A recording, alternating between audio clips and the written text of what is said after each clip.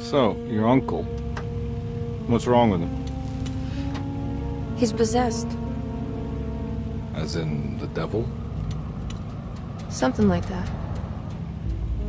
He says a dark man is following him, watching him at all times. What do you make of it? It's nonsense, of course. But I'd be lying if I said it didn't bother me. You see, it runs in my family. Possession? No, Detective. Deteriorating melancholy. Practically every member of the Hartwood family is driven mad before they grow old.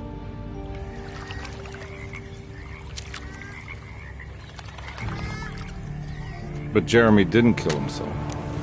Is that why he's at your setup? Despite being convinced that he is truly possessed, he decided to put his last chips on Dr. Gray and his psychoanalysis, figuring he might stumble upon some cure.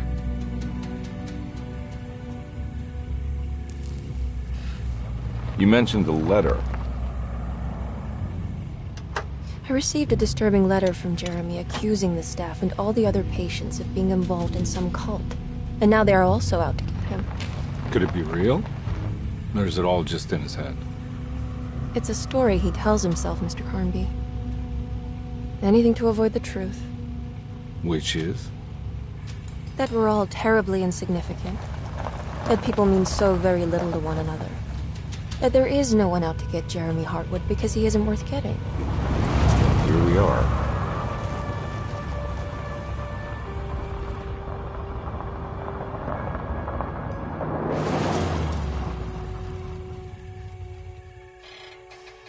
My uncle's not well, Mr. Carnby.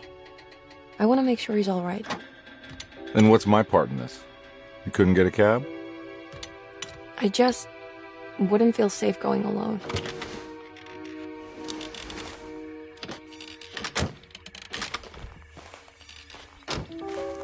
Did you bring a gun? Yeah. You think it'll actually come to that? No. But you might need to wave it around depending on how agreeable the staff will be. What exactly are we gonna do when we find Jeremy? I don't know. Let's just find him first.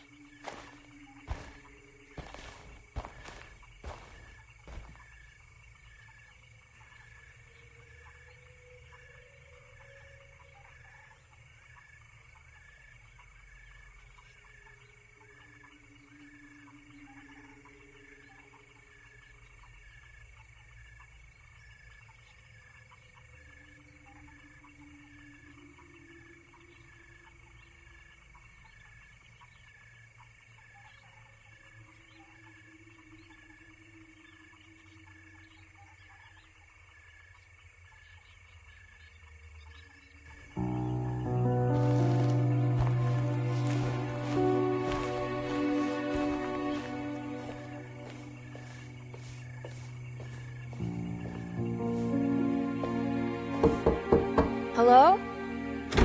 Hello? Looks abandoned. It can't be. There has to be someone around. Wait here. I'll go around back.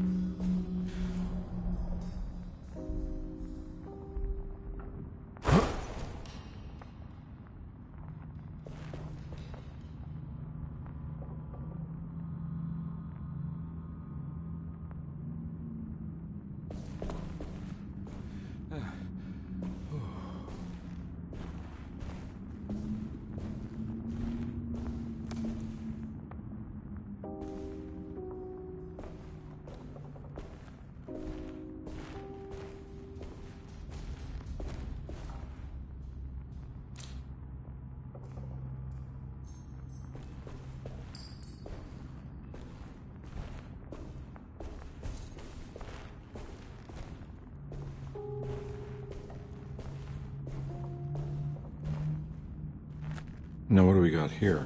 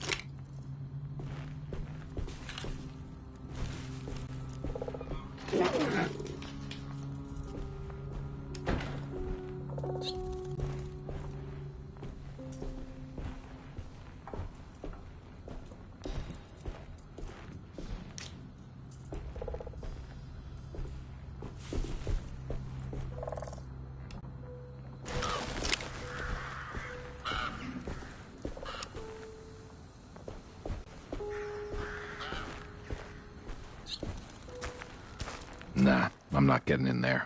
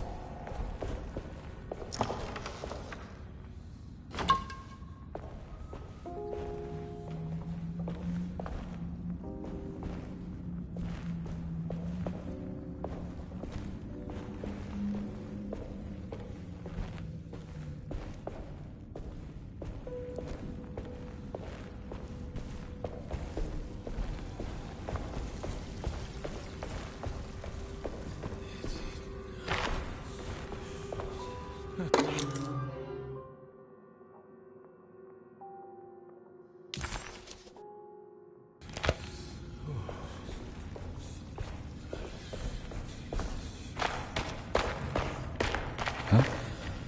What?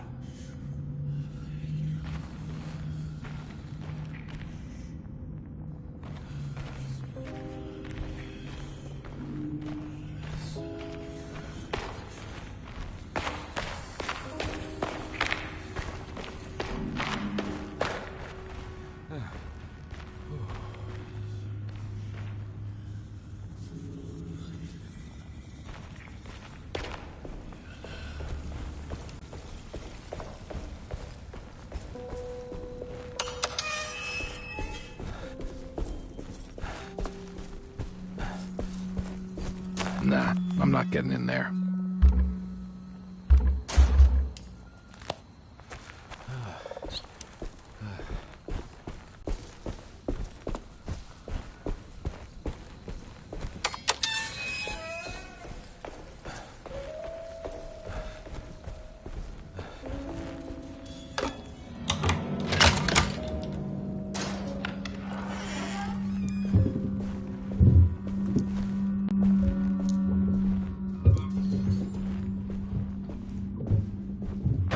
Don't mind if I do.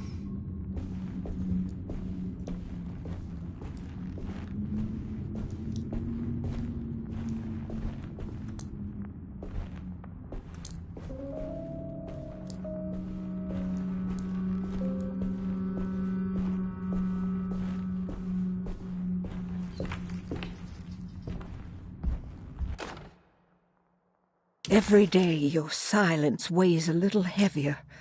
It's been a difficult year for everyone, and many have lost all hope. I read in the papers about people suffering. Pictures of dust-covered landscapes without a drop of water. I wish I knew if you were still tending the earth or if you had turned your back against us. I have started to look for help elsewhere. I pray you will tell me if I am going down a path that you find disagreeable. With help from Baptiste and Charlotte, I found comfort in the practice of the voodoo. I have long been skeptical of that Caribbean cult, but it's been of good use to me. It seems all harmless in my book. I say some words dreamt up by the Creoles, and I carry around a small pocket of gree-gree.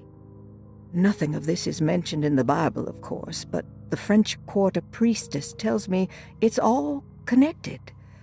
She says the Christian God is just one more perspective on the creator of things. That's what I like to think, but the other way around, that the spirits of her faith are just aspects of you, our Heavenly Father. I am so grateful for the words you gave Mr. Hartwood. We will sing your praises at St. John's Eve. The world will be blessed soon again. Only the sacrifices of the Old Testament compare to your demands. Let it be the truth. A mother of earth, wood, and dirt. A mother of 1,000 young. Sacred sand, $1. Black cat oil, $1.50. Devil shoestrings, a quarter. That makes $2.75, madame. What was that you were telling the doctor? A goat without horns. What does that mean? Ah, you must have misheard me, madame. I said no such thing. Please, I know I don't look like any of you, but I'm devout. I'm ready to do what it takes. Do not be so eager to sacrifice the few things you have left, madam. Now please, leave my store. A goat without horns.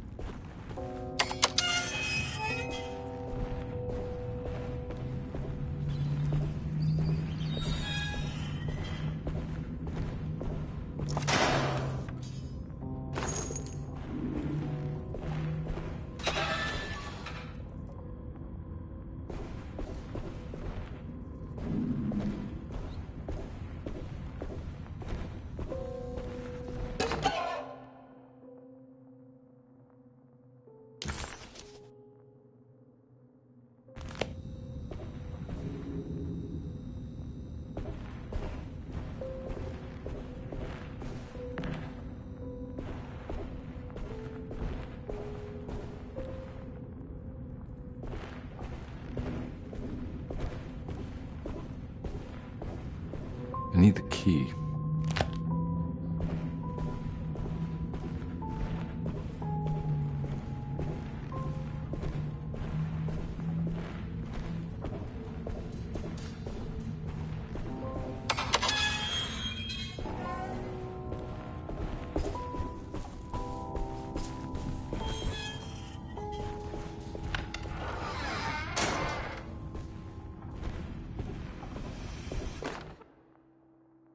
Please do not touch the boiler. It is working after all. While the sabotage has caused a leak, only the decorative plate has been completely ruined. Let's wait for Mr. Chance to turn up and he can take a look at the leak. Mr. Waits.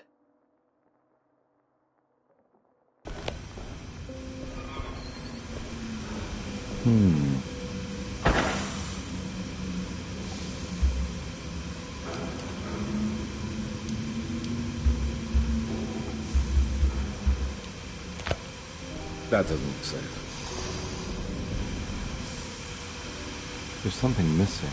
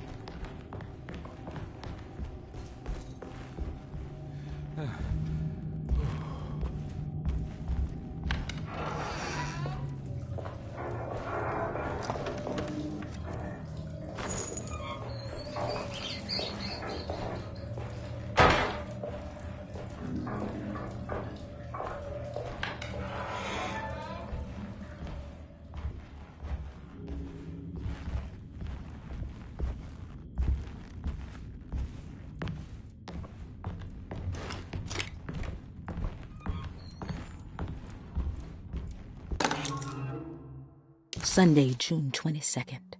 I spent all day looking for Jeremy. I should have cared for the others, but I'm scared that he will do something irreversible.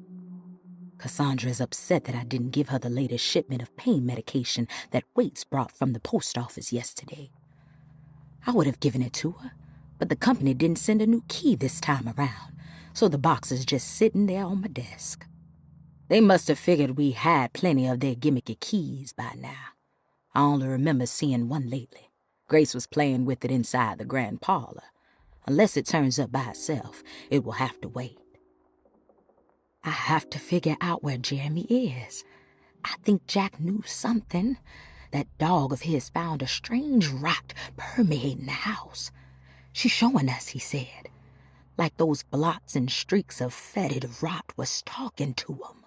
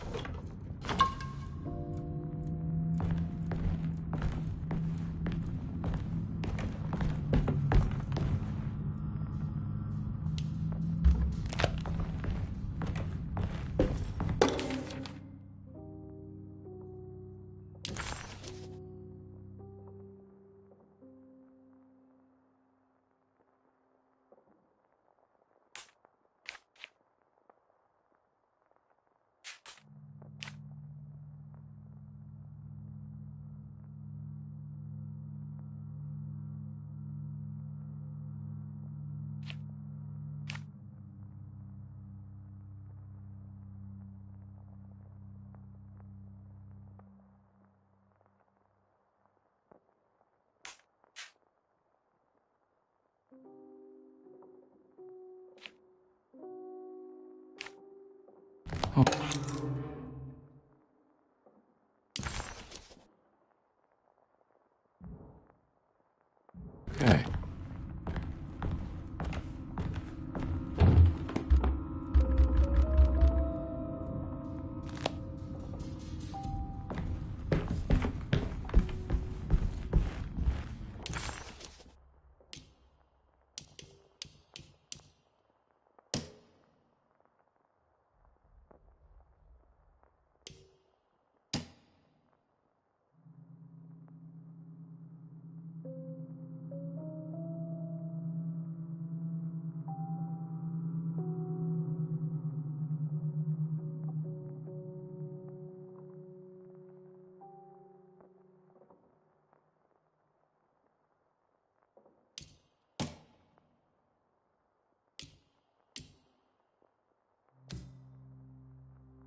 Desetto, the old plantation building, was ready to fall, but kept alive by some starry-eyed carpetbagger called Dr. Gray.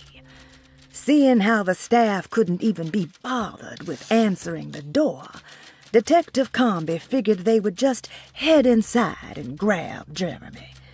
He just needed to open the front door for Emily first, so she could talk to her uncle.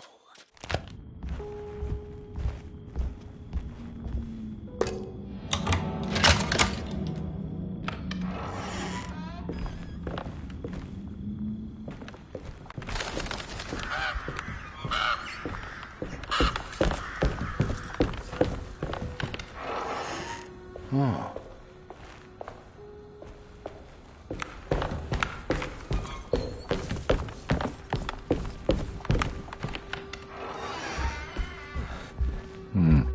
I need the key.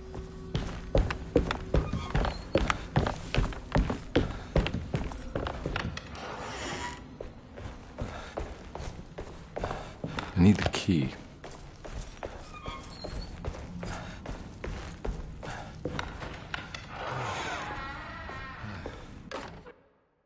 The Great Depression. President Hoover raises tariffs on over 20,000 imported goods in an act to protect American labor. Following the collapse of the Wall Street stock market on October 24 last year, American industry has suffered greatly. Thousands of companies have gone bankrupt and left a large part of the American workforce unemployed. In an attempt to turn the tide, the Smoot-Hawley Tariff Act has been signed by President Herbert Hoover. By regulating commerce with foreign countries, the government hopes to encourage the industries of the United States to compete with cheap foreign imports. Superstition on rise. New Orleans voodoo stores and spiritual mediums see increased profit during troubled times. While the market has faced hard times ever since Black Thursday of last year, voodoo doctors and snake charmers see significant rise in number of customers. With the coming Eve of St. John on the 23rd, the police expect increased cult activity around Bayou St. John, the southern shore of Lake Pontchartrain. Voodoo rituals in that area on the Eve of St. John have a long tradition reaching back to the first snake worshippers brought as slaves from West Africa. During the 19th century, its practice was popularized by the legendary Marie Laveau and has since been embraced by many of the Creoles and the surviving aristocracy of the French Quarter. Author seeks asylum. Rumors regarding author Cassandra Beauregard making Derceto her home verified. Derceto Hospital is an old plantation building on the eastern shores of Lake Pontchartrain. While often considered an asylum for the insane, residing Dr. Elmore Lee Gray prefers to think of it as a convalescent home, a place where you can go to rest. The patient list is kept secret, but thought to include many of the black sheep of wealthy families, because at Derceto, treatment does not come for free. Local author Cassandra Beauregard has now been confirmed by her own admission. She's been lauded as a powerful Creole voice and written many successful books. Lately it was reported from Hollywood that she has finished a moving picture manuscript titled Slaughter Gulch. That film is set to hit the theaters next year.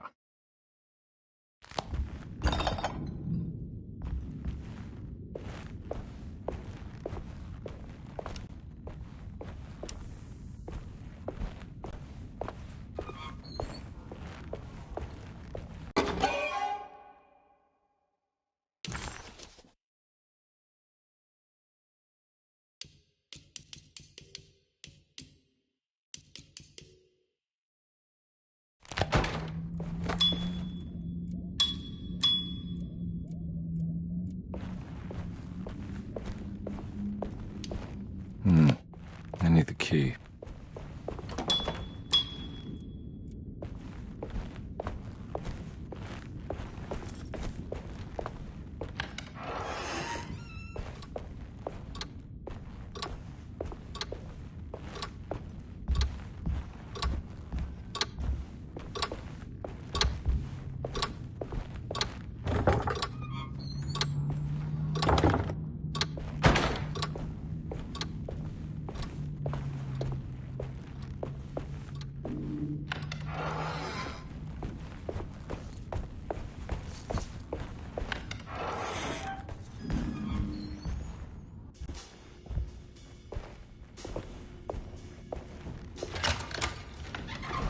Thanks. What are you doing? Who are you? Whoa, pardon me, excuse me. My name is Edward Carnby, private investigator. I hope you don't mind we let ourselves inside. I do mind. This is private property. You can't just barge in here. I'm sorry about all this, but I'm looking for my uncle. It's urgent, and no one was answering the door. We can't hear you knocking anymore. None of us can. Who is your uncle, darling? Jeremy. Am I right? She has that Hartwood gloom, doesn't she? That's right. I'm Emily Hartwood. I just came to make sure my uncle is all right. Well, he is unavailable right now. You will have to come back another day. Unavailable how? Is he sleeping? We can wait. He's lost. Don't I know you from somewhere? Who's your man again, Miss Hartwood? My name's Edward Carnby, private investigator. Splendid. Enough! All of you, get back to your rooms. McCarthy, keep your eyes on the child. And you two, please leave immediately. Look, we're not here to cause any trouble. Just let us see the old man, satisfy the curiosity of my client here, and we'll be off. Jeremy has gone missing. There's no need to worry, but it might be some time before he turns up. The whole staff is looking for him. What? He ran off? I don't have time for any of this. Please, come back tomorrow. All right, in that case, we'll just wait in his room. You don't mind, do you? It's upstairs, right? Wait, you can't. Don't worry, we'll be discreet. In the corridor. It's the first door on your left. I'll tell Dr. Gray you're here. Excellent. Thank you, madam.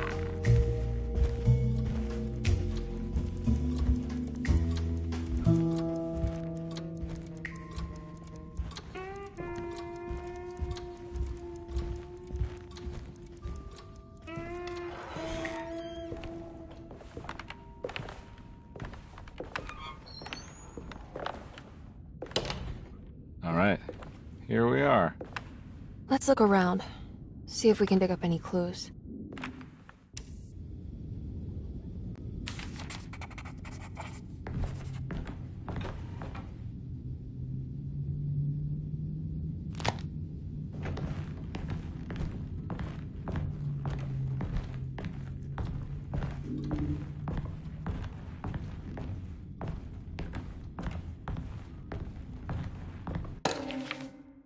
Every night the dark man stands opaque at the threshold of my room, counting the days until my spirit spills out of my tired shape. Only his pallid mask shelters my remaining sanity. Staring directly into the face of that demonic sultan would surely sunder time itself. Would he have looked the same to my father as he struggled for his life? Does his veiled face haunt my niece quite the same way? I wish so that I could rest my soul in that sunburnt convent of Tarawea. Would I find you there, Juan? Or Senora Perosi, back from the beyond? Every night I hide from him, moving from one misshapen memory to another. Scenes conjured out of fantasy and delirium. Places I struggle to even paint. I wish I understood your death, Signora. Is there anything I could do for you but bury you in that bleak necropolis? That triumphant chapel rising above the ledges in the oven vault.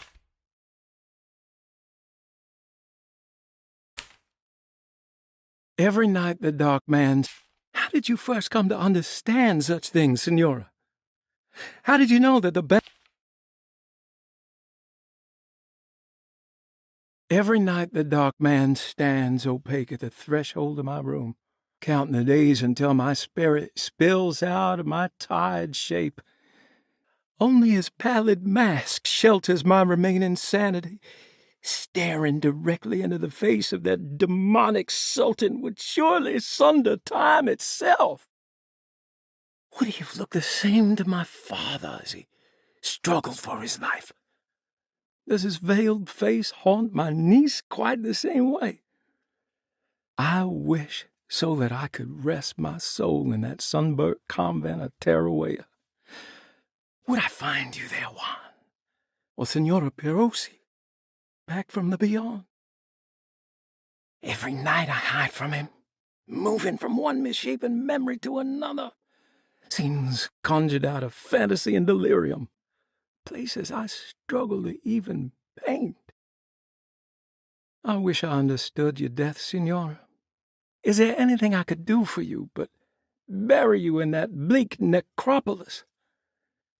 That triumphant chapel rising above the ledges and the oven vaults shall be your sepulchre, where you may rest, and I shall weep.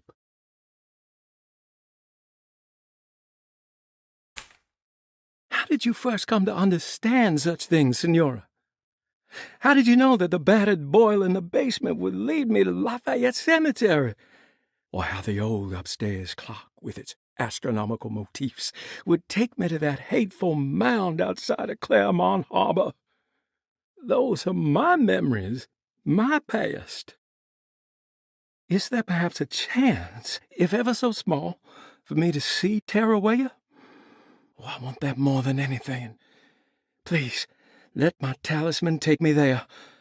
Let me sit with Juan under his Bodhi tree. Despite having sold me that talisman, Miss Jackson, the voodoo priestess, revealed none of her secrets to me. That's why I had to travel to Tonka.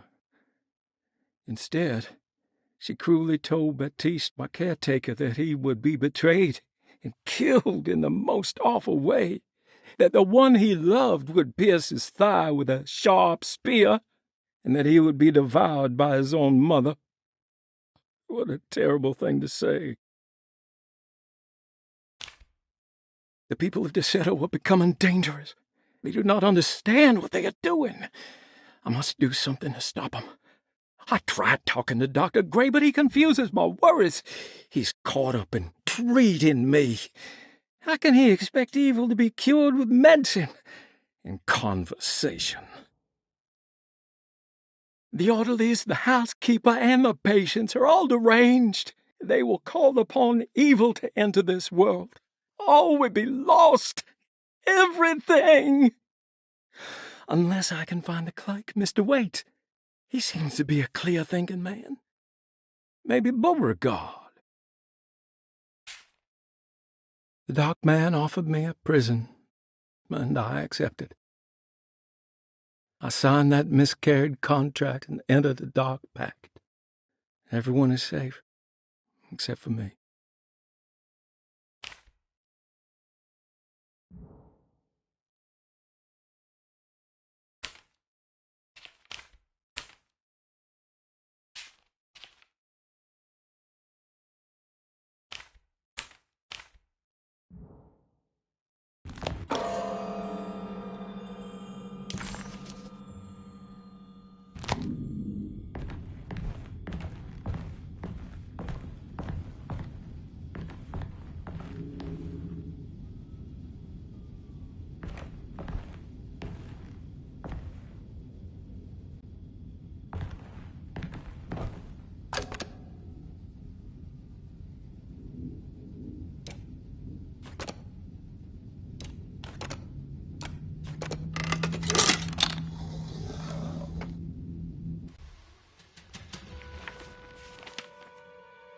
Hey, you know anything about this? Looks like some sort of talisman. No, I don't. Oh, help me out here, will you?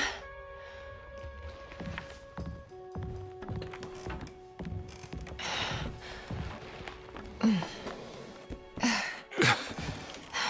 would have killed a guy to throw some of this stuff out. I'd be crazy too if I had this much junk lying around.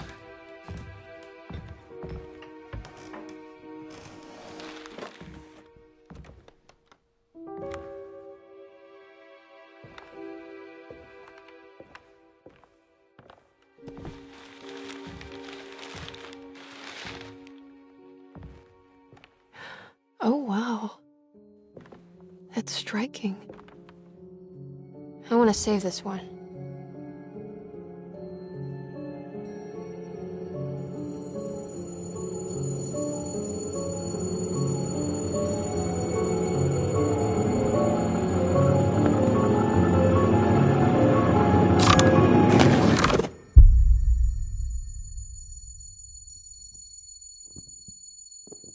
All right, come on.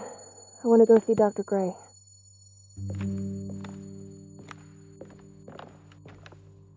Come on, let's go. Yeah, I'm coming.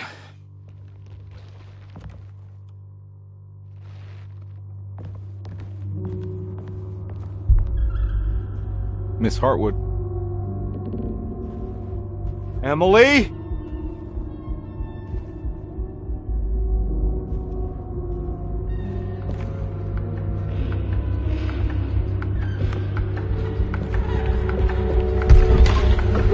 What the hell is going on? Where am I?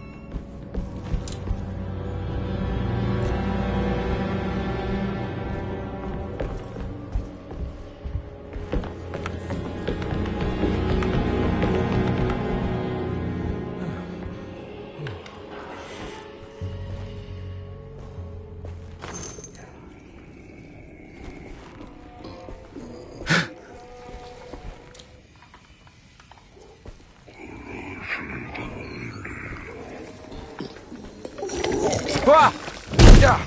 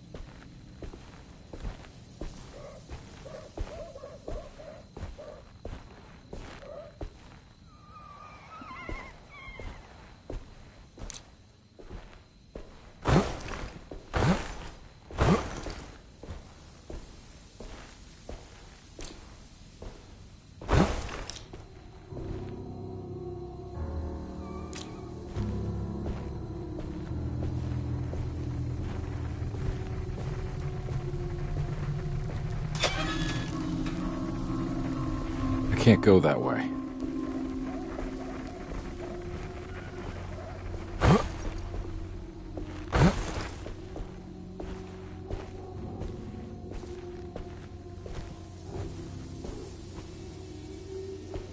What the hell is going on?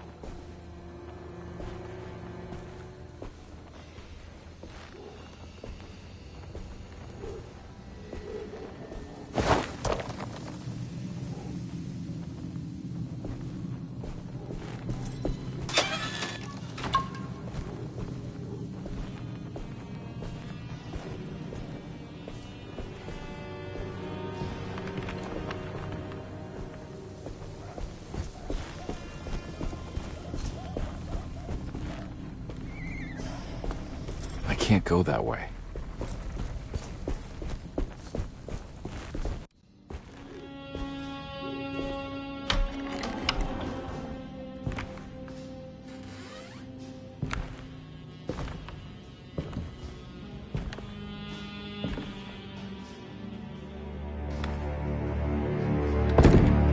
Don't let them get inside, compare. They're not the good kind. Is this your store? There are no owners here. We both strangers in Jeremy's story. Jeremy did this. How? The pact with the dog man. Jeremy warned us, but we didn't think much of it. I'm Detective Edward Carnby. I was hired by Jeremy's niece to find him. Oh, yeah? How much she paying you? $150. She's sure getting her money's worth tonight. Are you a thinking man, compare? No, not if I can help it. You know, I think Jeremy's hiding in a way we can't find him. He has this juju necklace that guides him. The talisman? That's right. It's some magic charm he got from Miss Jackson down the street. The voodoo priestess? You know surprising things, compare. Yeah, the Mama Loa. Here, take the key. I locked the gate to save her place from all the ghouls and goblins getting inside. Maybe if you go there, you can find some clues to show you the way. Thanks. I'll have a look.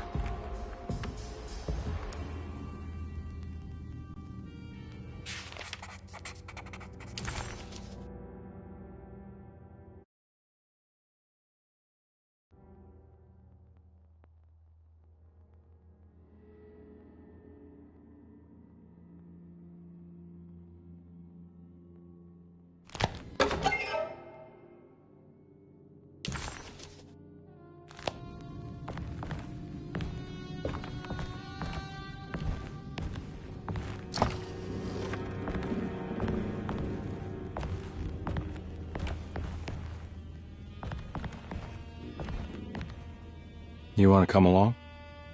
Nah, I'm gonna stay here for a while.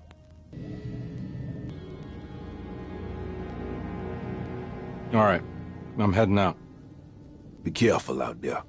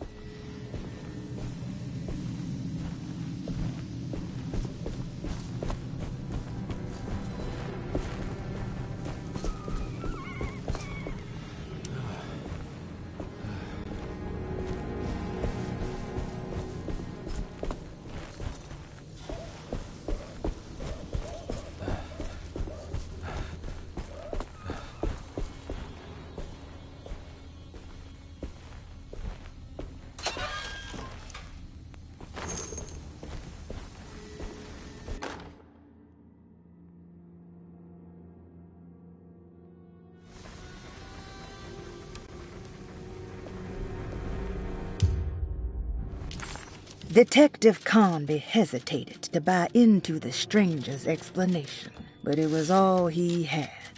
Baptiste, this mountain of a man, seemed to suggest that this other world they had been pulled into was built from Jeremy's scattered memories.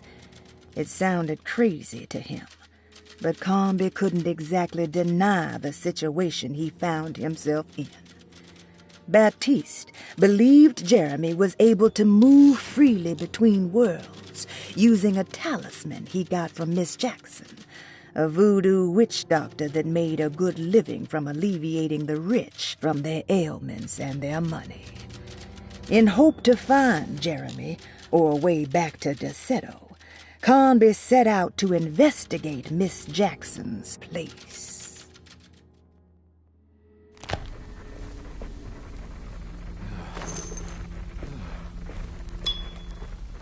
I can't go that way.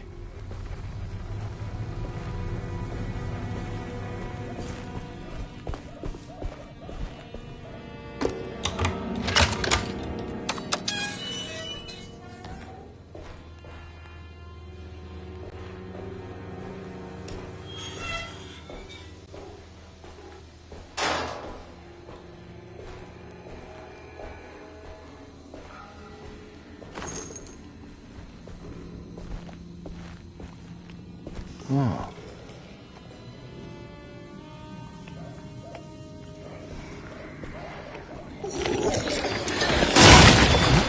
Ah!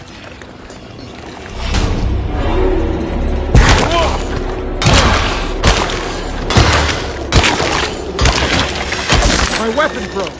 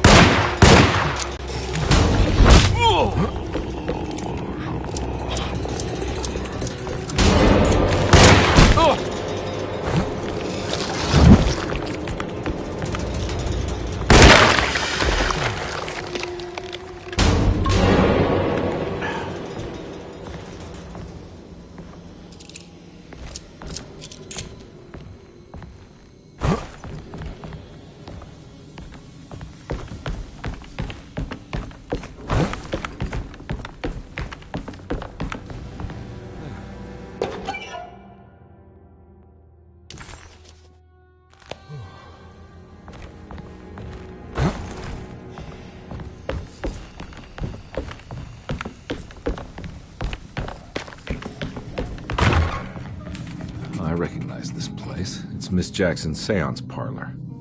Let's see if she's got any information on Jeremy's talisman.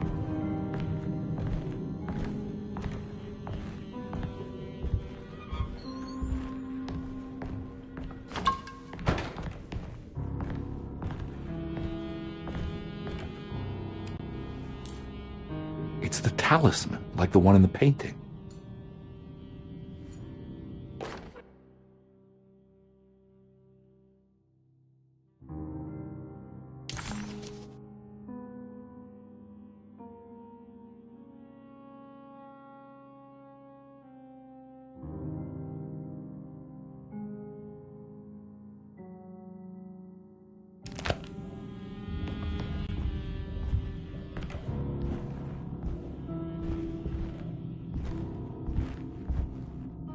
I think it's meant for the talisman.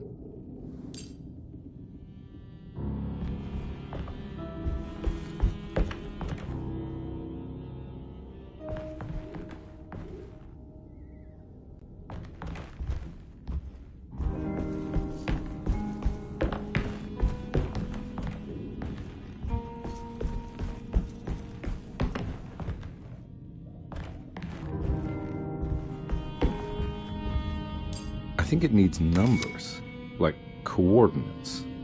Maybe there's something in Jeremy's notes. He recognized this place. It was Miss Jackson's seance room. The last time he was here, he had been trying to figure out the significance of wasps' nests and horsehair wrapped up in red silk.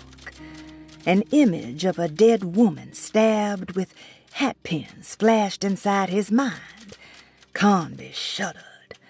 This was no time to dwell on the past. He needed to find out about the talisman and get back to Deseto.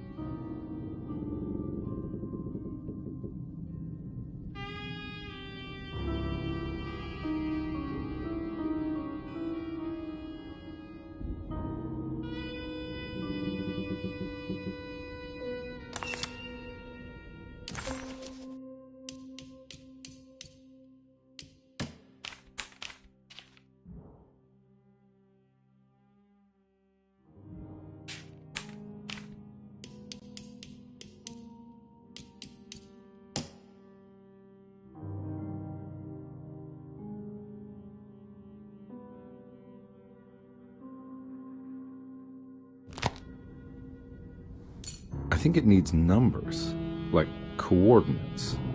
Maybe there's something in Jeremy's notes.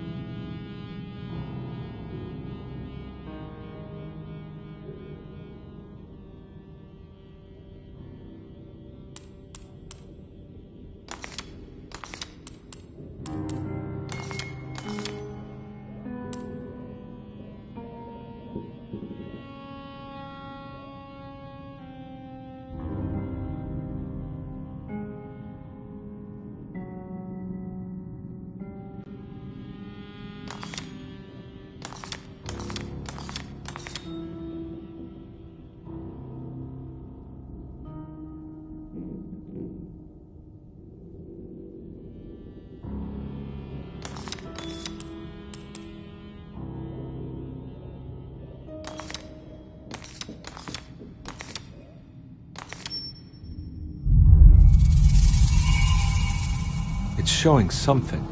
A place? Where is that?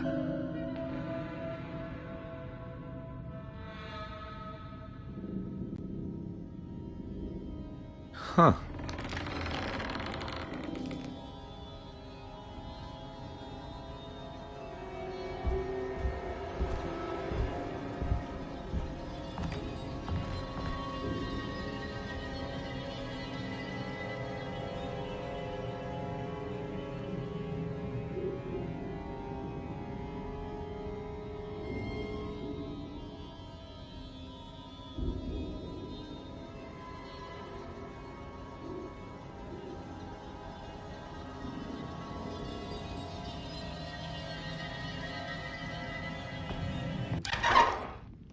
Detective, I was wondering when you were going to show up.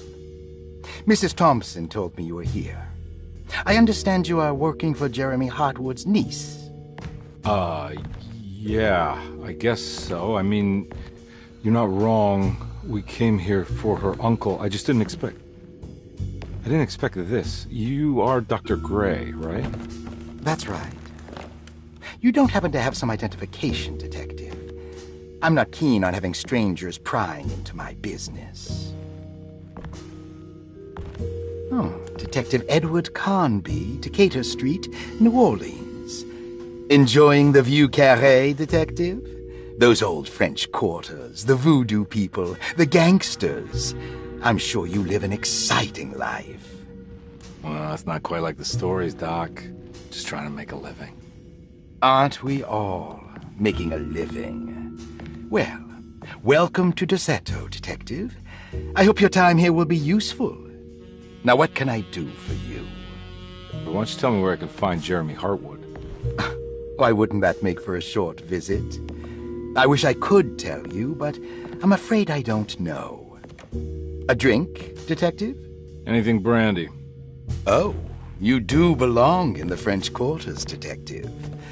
Armagnac or cognac? You know, just give me the cheap stuff. I'm not much of a connoisseur. Having low standards is not a virtue, Detective. Let me see if I can broaden your perspective. What can you tell me about Jeremy? I wouldn't want to go into details about his condition. Doctor-patient confidentiality. I'm sure you understand. Sure, but he is crazy, and he's gone missing. Why? Here, try this. Ooh, it's good. Got a bite? It's called a sidecar. The trick is not to be afraid of the tartness of the lemon. And for goodness sake, don't overdo the triple sec. Okay, what can you tell me about Jeremy? Well, let me think. He is an anxious man, constantly worried about events not presenting themselves according to his model of predestination. He complains about things not being carried out in the right order, and that some things simply shouldn't be. Is any of this helpful to you? Not really. I was hoping for some direction where to look next. I'm sorry. I have nothing for you then. You should talk to my orderlies. They have been looking for him for a while now. I'm sure they would appreciate your help. Yeah, I ran into Batiste earlier. Come to think of it, he might have given me a lead. Oh, excellent. So your investigation is already underway. I'm gonna go, but I'm sure we'll meet again. Looking forward to it. Safe returns.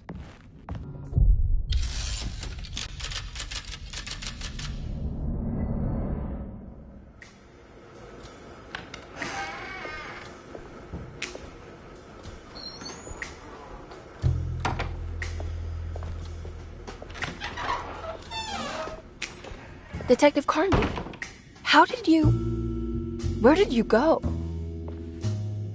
I was just talking to Dr. Gray. You disappeared. No, it's not what you think. Have you found anything strange going on here? Yes. Everyone is being incredibly evasive and I can't figure out why. No, I mean something you can't explain. Paranormal, even. Detective, I really need you to get yourself together. I can't do this alone. Forget it. I'll figure it out. Do you want to come see Dr. Gray? No, I want to try something. With this talisman, I think I can follow Jeremy to the place he mentioned in the book. What was the name? Do you remember something Spanish? Tarawea. Yeah, that's where I need to go. Detective, are you gonna be all right? Yeah, of course. Go talk to Dr. Gray. We'll rendezvous later.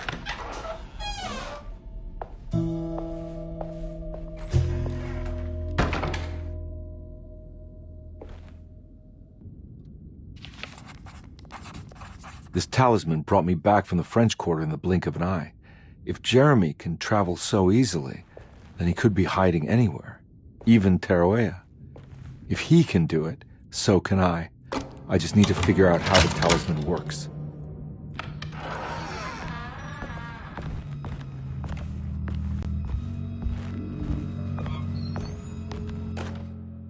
Saw your notice in the boiler room. You should know Mr. Chance won't be coming back. I got no business being in there myself, but you can take a valve from the wine cellar if you want to try to stop the steam pouring out. Be careful.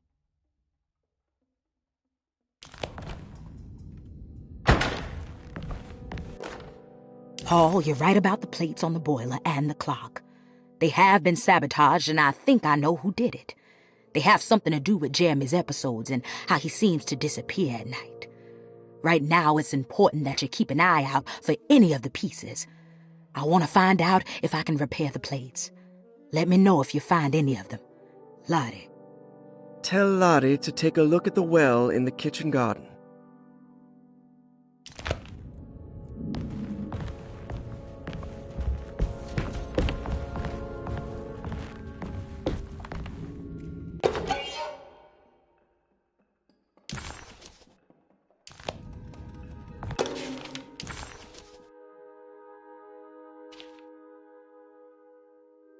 Cassandra Beauregard, the beloved author. Very exciting, isn't it? What do you want to put down for reason for admission? What her agent told us. Cassandra suffers from writer's block and needs to finish her moving picture script before the end of June. Mr. Chardot suggests Cassandra's heavy use of barbiturates is holding her back and risks ruining her career. And how should we summarize her personal history? Let's keep it short. Cassandra Beauregard is a beloved crime author who managed to pull herself out of poverty and into stardom. 5 years ago, she tried killing herself by jumping off a balcony. The incident left her a cripple, and now relies heavily on her wheelchair. And for diagnostic impressions? Cassandra suffers chronic back pain following her suicide attempt. She self-administers morphine to keep herself ambulant, but has become addicted, and the desired effect is now lost. The drug abuse clouds her mind, and she is unable to focus on real life. To save herself from this insight, she instead makes up stories to fill out the gaps in her own thought process, resembling the Korsakoff syndrome. Oh, bravo, Doctor. How will you treat her? First of all, she needs to be weaned from her drug addiction, and hopefully it will resolve her compulsive lying. Then look into permanently numbing her pain in her back through surgery. Finally, deal with her suicidal thoughts. Fantastic. With such a short time before June, I really hope she gets better soon.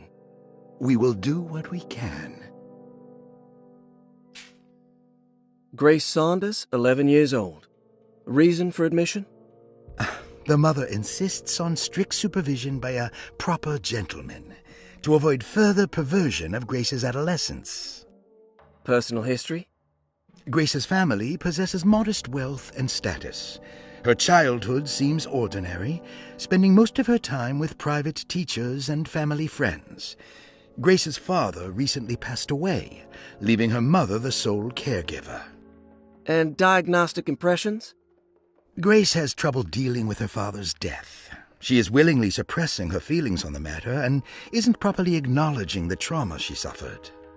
Any planned treatment?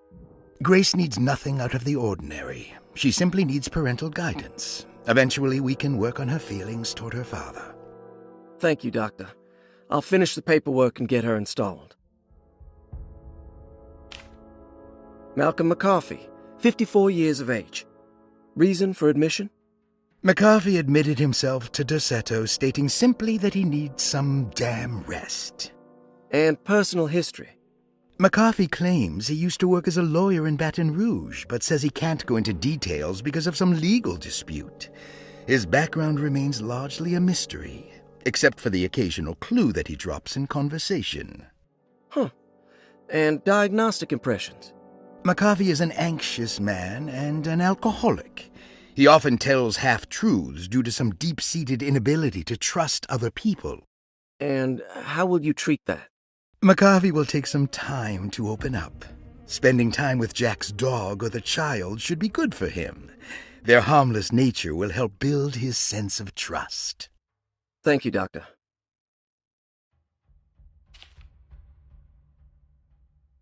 Elisabetta Perosi, 33 years old? What should I put down as reason for admission? Well, Perosi broke into Derceto and was found wandering the grand parlor. She was confused and suffered partial amnesia. She insisted she belonged here and offered to pay for her stay. Right. What do you make of her story?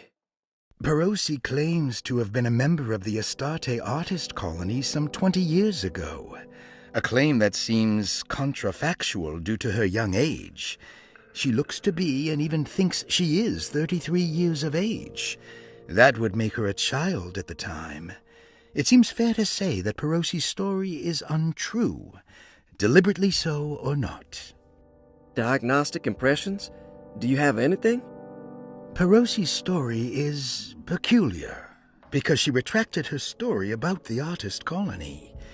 She no longer claims to be the same person as Elisabetta Perosi. However, my staff's research has confirmed there was a Perosi at that time who was in her early 30s. I suppose this case will take some time to investigate. How will you go about it? I wanted to contact the real Perosi, but it seems the whole colony disappeared one night. September 29th, 1915, during a hurricane. I will have to take it slow and figure out what this spell of impersonation could have been. Oh, I'm sure it will all clear up eventually. Thank you, Doctor. Ruth Talon, 29 years of age. Reason for admission? Ruth's father wishes that his daughter be removed from New Orleans nightlife for the foreseeable future. He fears that her overly free spirit is tarnishing the family's reputation. Sounds simple enough. Personal history? Ruth comes from considerable wealth. Her family owns several hotels and restaurants. Unlike the rest of the family, her sense of adventure has taken her around the world, including France during the Great War as a photojournalist. The last decade, she has provoked many rumors of being a debauched flapper, bordering on nymphomania. And diagnostic impressions? Despite her father's frivolous reasons for her to be admitted, Ruth does seem to provide an interesting case. She is refreshingly open and doesn't shy away from talking about her life during the war or her continuous celebration after returning to the States. She is admittedly a sexual deviant and feels no remorse. And her treatment plan? Simply staying at Derceto should do wonders for Ruth. If not, at least for her family's reputation. Ruth doesn't need to change, but with therapy I might be able to share with her some sympathy towards her family. I doubt she will settle down and become as dull as the rest of them, but at least she might try to be more discreet in the future.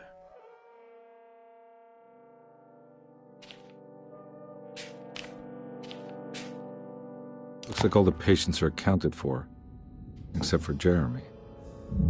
There's no way I can get into this thing. Better leave it alone.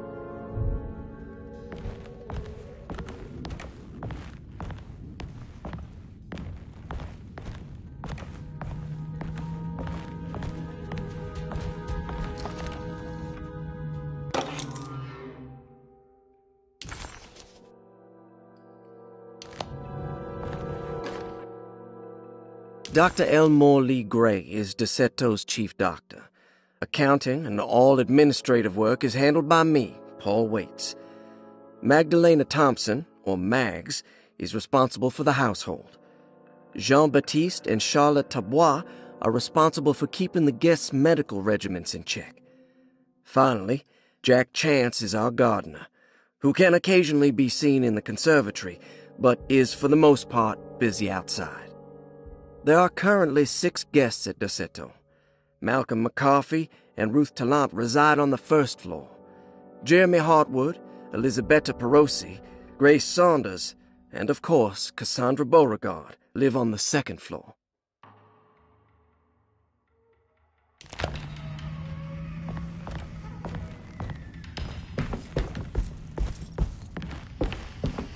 I need the key.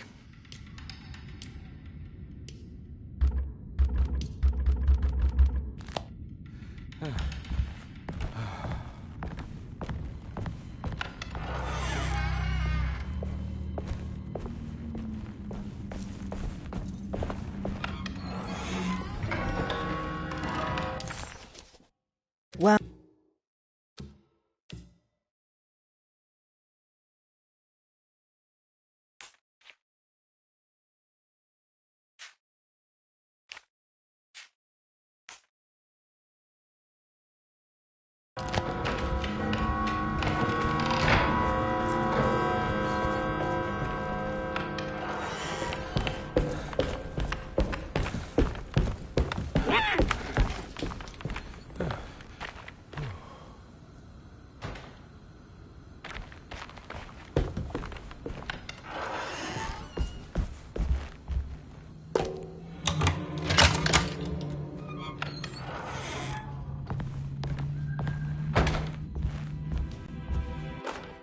Lost Plantations of Louisiana, Thierry Briclot, 1917.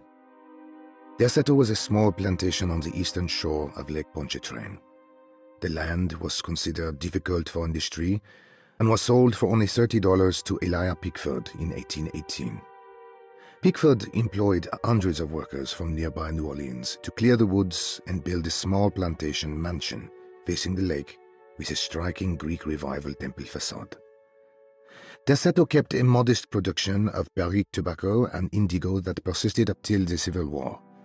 During the antebellum era, Derceto was the source of many rumors concerning voodoo and witchcraft.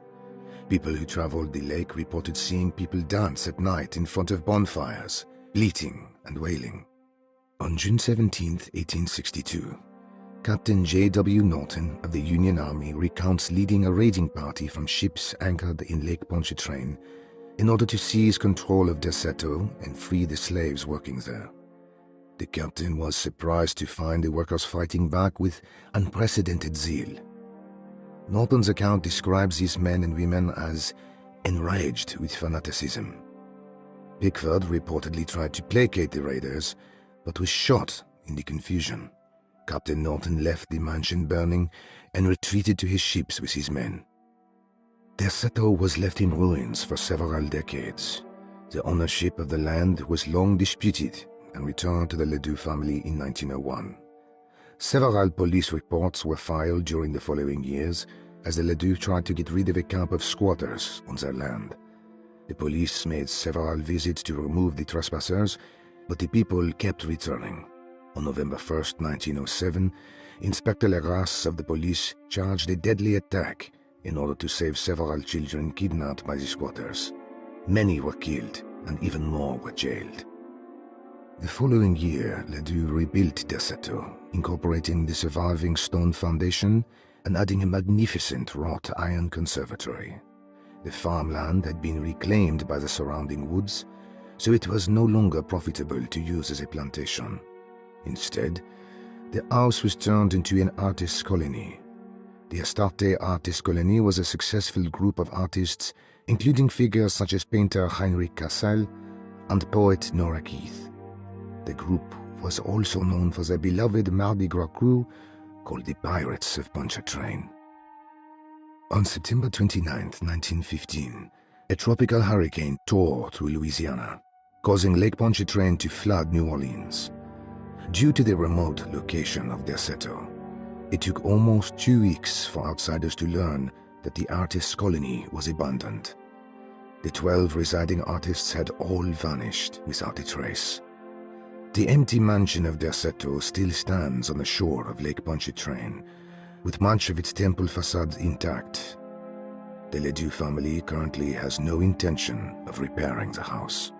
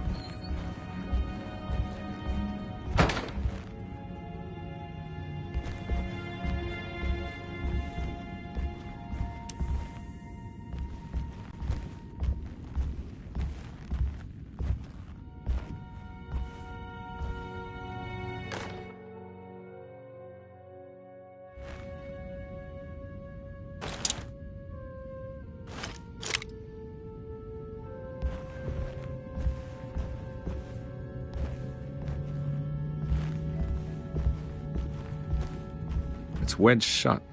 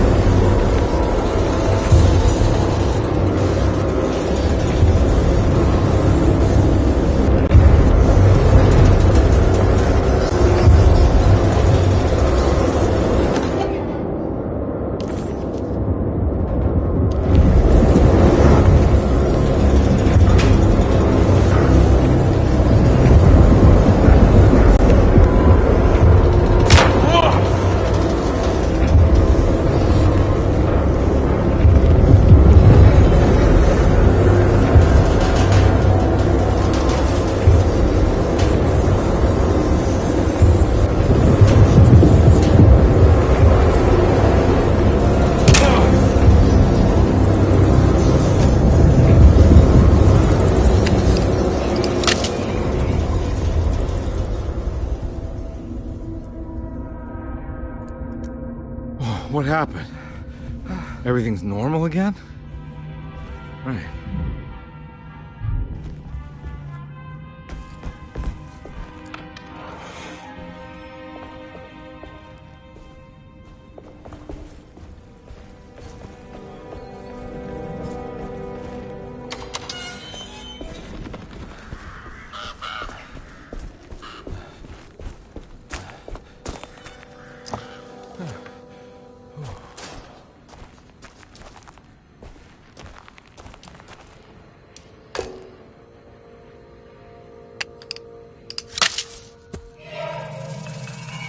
Got it.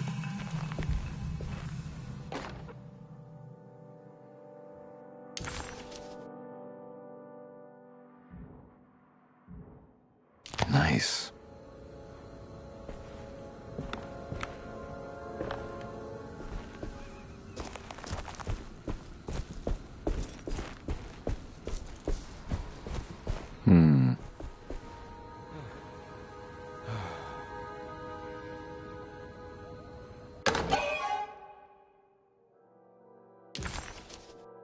This can't be real.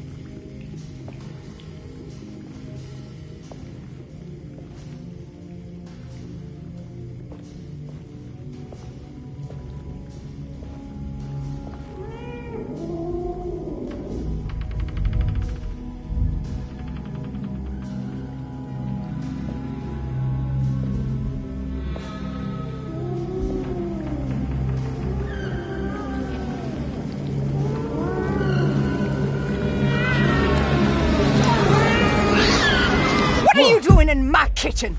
I assure you. No, I'm sorry. I promise you. Mr. Hotwood is nowhere near my kitchen, and neither should you be. Don't make me kick you out of this house. Sorry. Now get out! Yeah.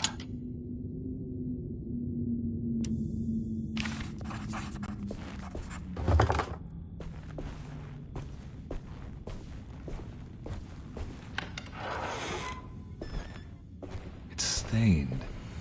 Looks like some kind of rot. You know, Mr. Waits, I saw a piece of the plate that Liza broke. I think she's been hiding them. She's not very good at it. She just chucked it into the little room with all the tools behind the boiler. I left it there. I didn't want to embarrass her by picking it up while she was looking. We went upstairs instead and played backgammon. I let her win, because she's so unhappy. The piece looked like the one on display in Cassandra's room. You know about that one already, right? Or is your eyesight really that fuzzy? I hope you don't feel bad about your glasses. You only look stupid when you squint. Maybe if you had more eyes, you would see these things. I wish you had all the eyes you needed. Your best and favorite guest, Grace.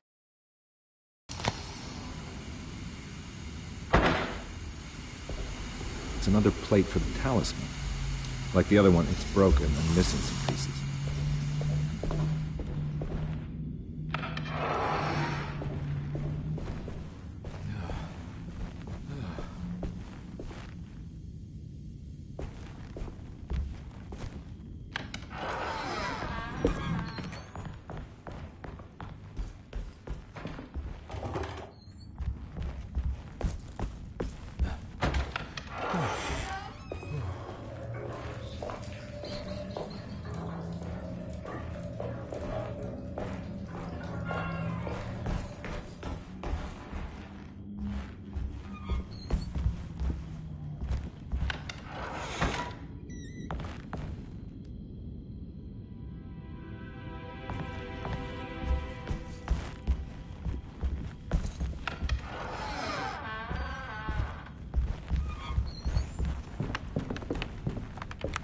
It's wedged shut.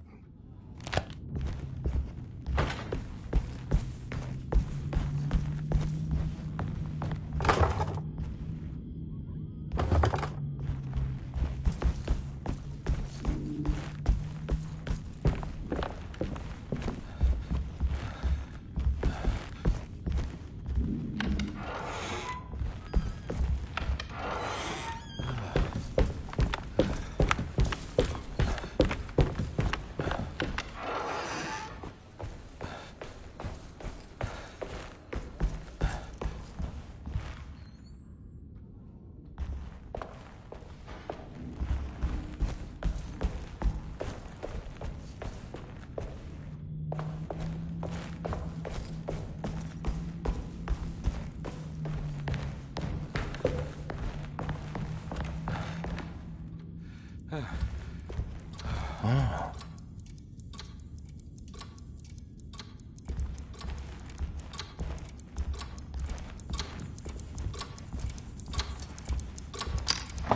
This must be the clock that Jeremy wrote about in the commonplace book.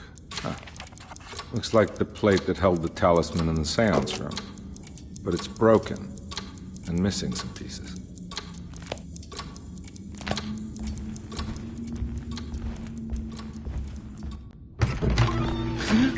Yeah, sorry, Detective. Didn't mean to obstruct justice or anything. That's fine.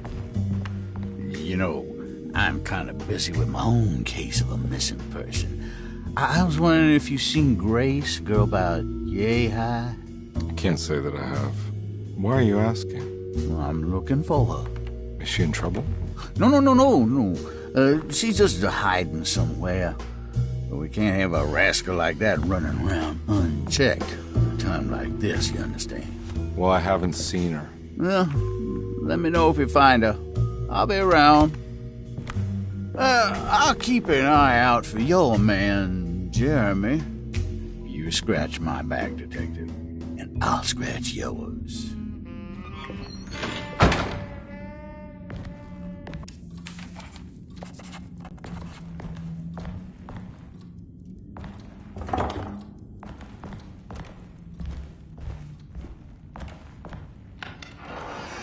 Looks like everything's back to normal here.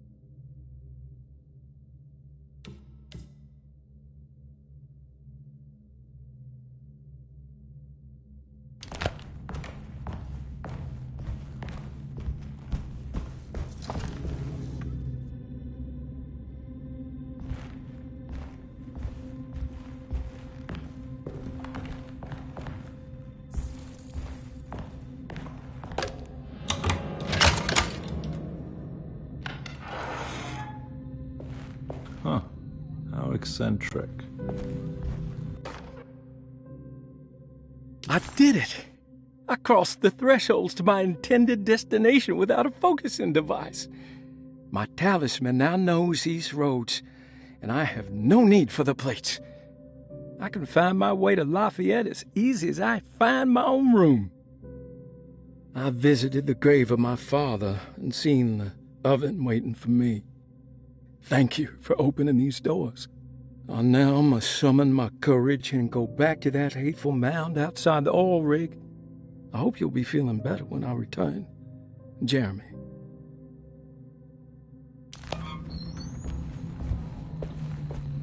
What are these symbols?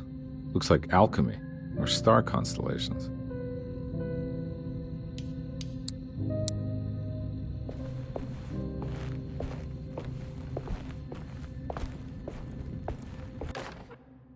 Will I need to remember how to get them out again? They are locked up for good reason. I am sure she is still able to whisper the answer in the ears of the wrong people. But not for long. I will see her burned soon enough. That black goat will be sacrificed to put an end to it all. Then it will all be over. No more Derceto, and sadly, no Astarte. Those good pirates of Pontchartrain. May you still sail the lake, until you find the shores of Hali.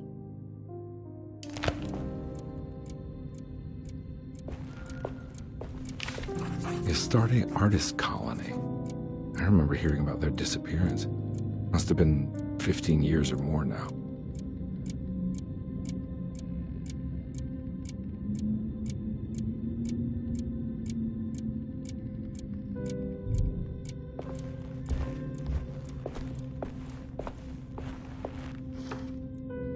These paintings got some grim-looking rot on them.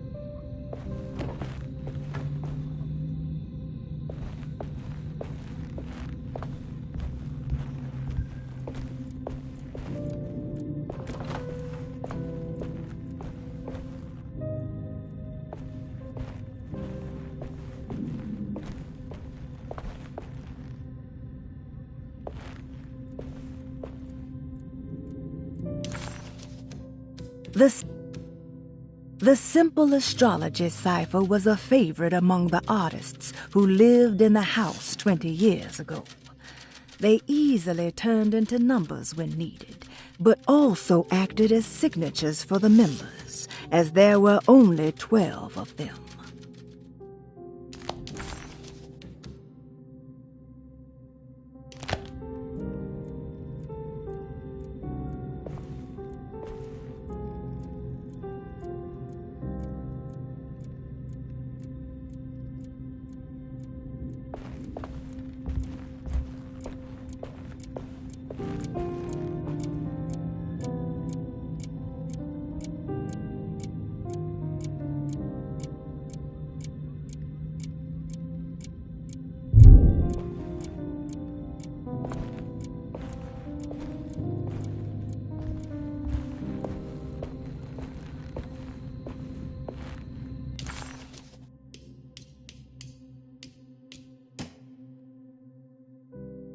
Will I need to remember how to get them out? Will I need to remember how to get them out again? They are locked up for good reason. I am sure she is still able to whisper the answer in the ears of the wrong people. But not for long. I will see her burned soon enough. That black goat will be sacrificed to put an end to it all. Then it will all be over. No more Derceto.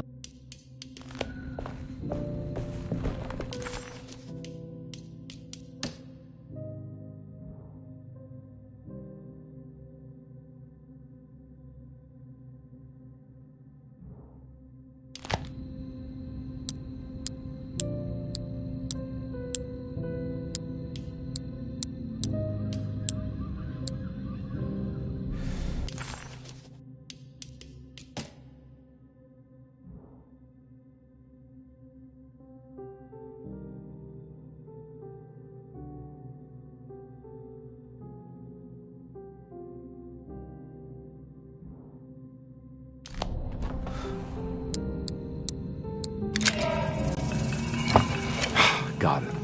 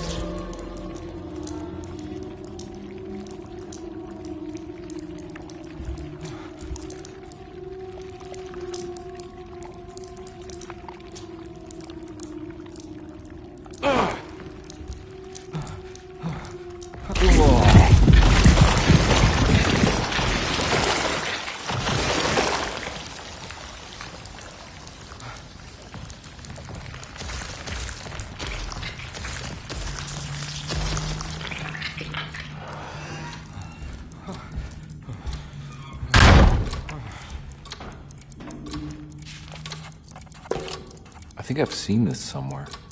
What the hell is going on?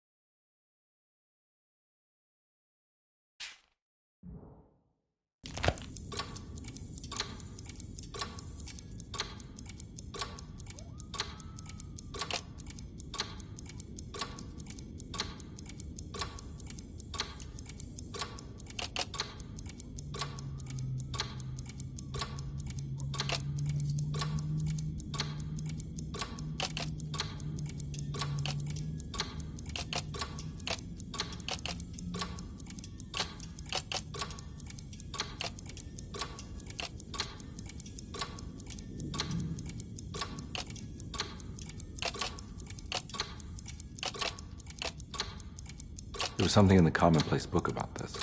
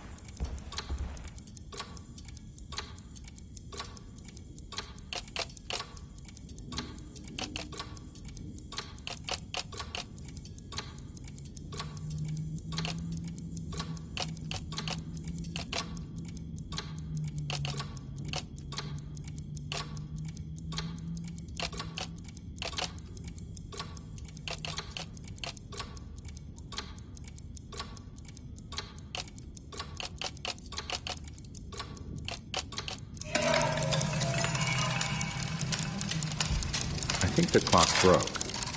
Or maybe it just stopped at a very precise place.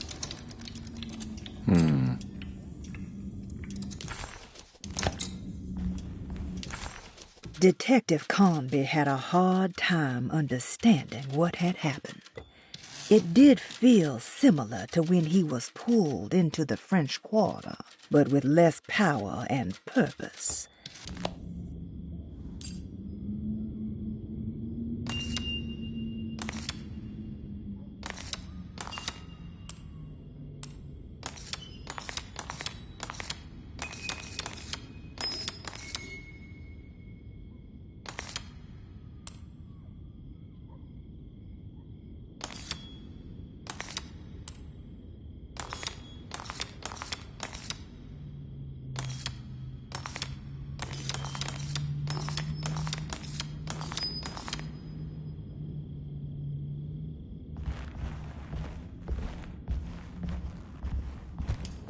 I need the key.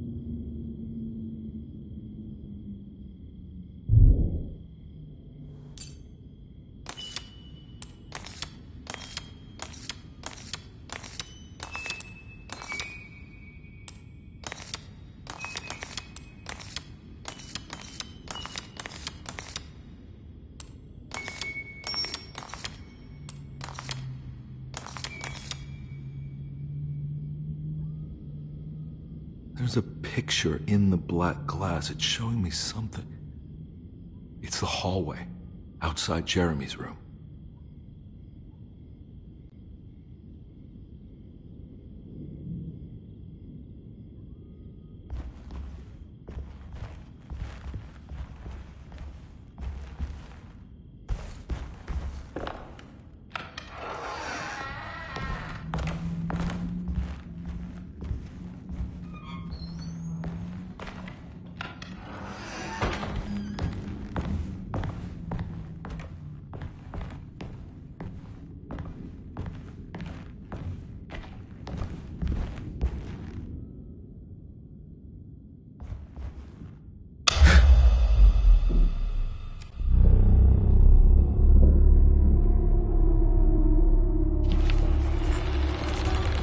As his pride faded, Detective Conby was left with a feeling of unease. He had successfully managed to enter a whole new world. How could this be? And why did he accept this so readily? One thing was clear. There were no answers to be found by standing around questioning reality. Knowing only what he read in the commonplace book, Conby headed off to look for Jeremy in the hateful mound.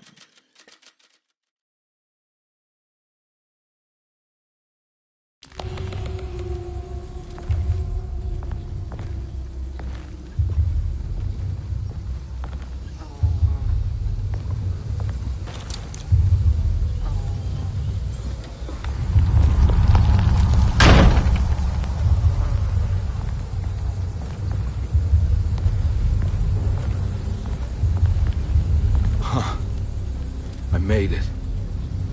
I entered another one of Jeremy's memories.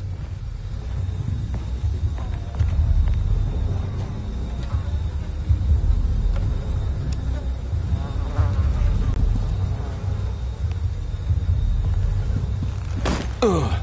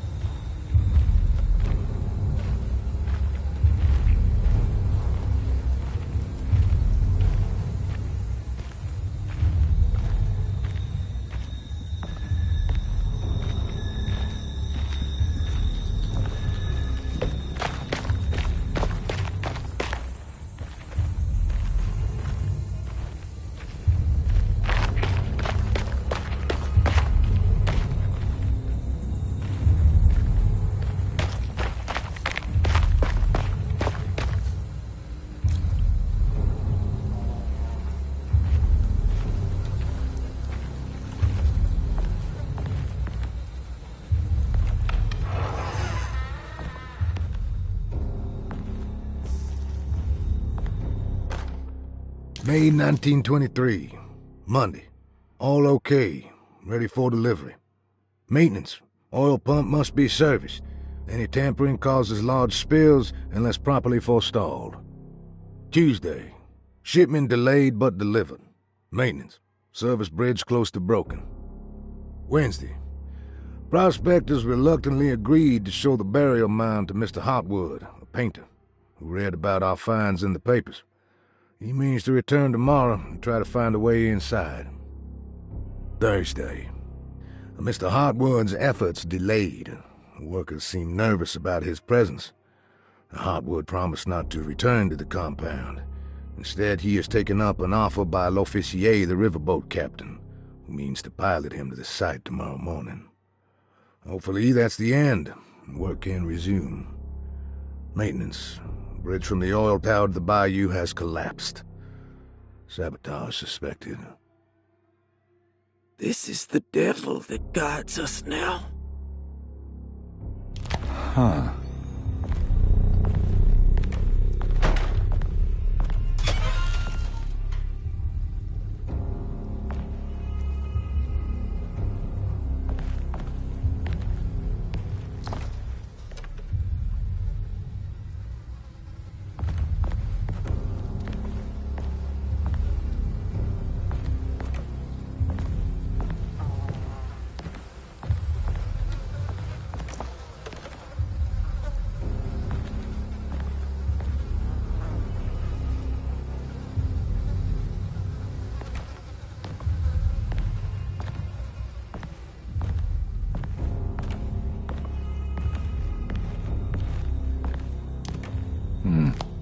need the key.